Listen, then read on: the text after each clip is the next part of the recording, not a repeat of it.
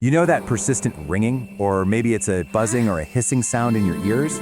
Well, it's called tinnitus. But what if I told you that phantom sound isn't actually just an ear problem? Today we're going to unpack what's really going on inside your brain and body when you hear it.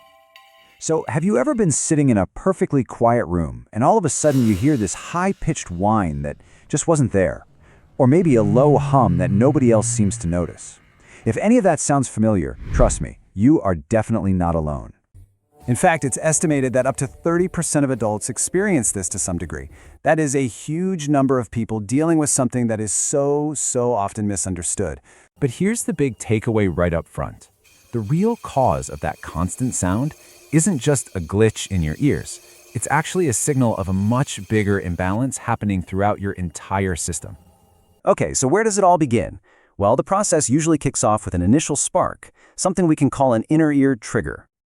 Deep inside your inner ear, you've got this incredible spiral-shaped structure called the cochlea. It's filled with thousands and thousands of tiny little hair cells, and their job is absolutely critical. They convert sound waves from the outside world into electrical signals that your brain can actually understand. So what happens when the sound coming in from these little hair cells gets reduced? Well, it can be triggered by a whole bunch of things. Exposure to loud noise, simple age-related hearing loss, even certain medications that are toxic to the ear, or other issues like poor blood flow and cellular stress.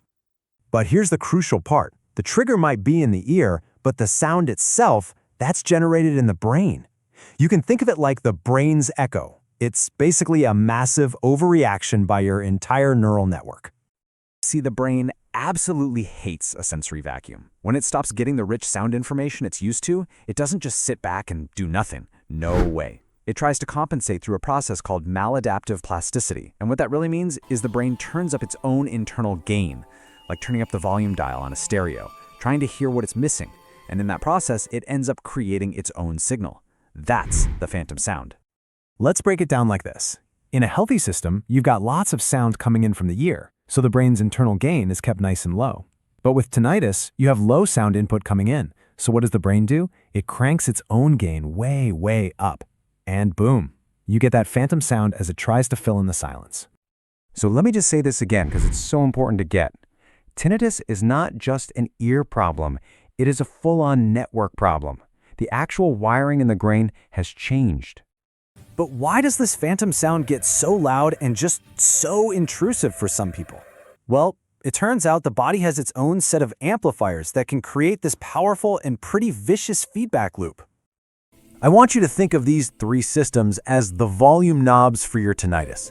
First, you've got your autonomic nervous system, which controls your stress response. Then there's the limbic system, which is your brain's emotional center. And finally, the somatosensory system, which is all about physical tension, especially in your neck and jaw.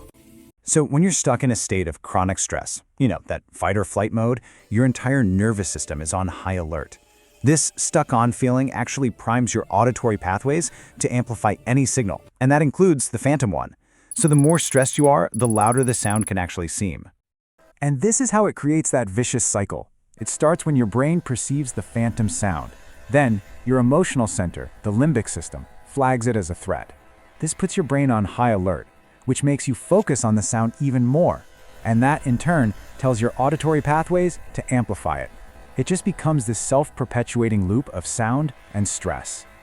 Okay, so if it's a whole system problem, how on earth do you deal with it? This brings us to a really hopeful new path forward, recalibrating the entire system. So the solution then isn't about trying to fix the ear. The real key is to re-regulate the entire network. That means the brain, the nervous system, and the body's entire stress response. And this is where we can get really practical. To calm that nervous system amplifier, you can use techniques like deep breathing or heart rate variability training. To break the emotional loop in the limbic network, things like mindset reframing can work wonders.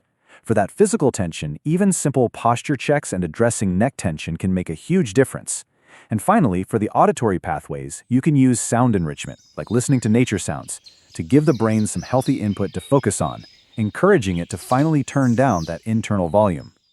There's a quote that just sums this up perfectly. It goes, "Tinnitus isn't just about your ears. It's a warning light from your nervous system that says, we've lost resilience, the volume's too high, and our system is stuck in a state of amplification."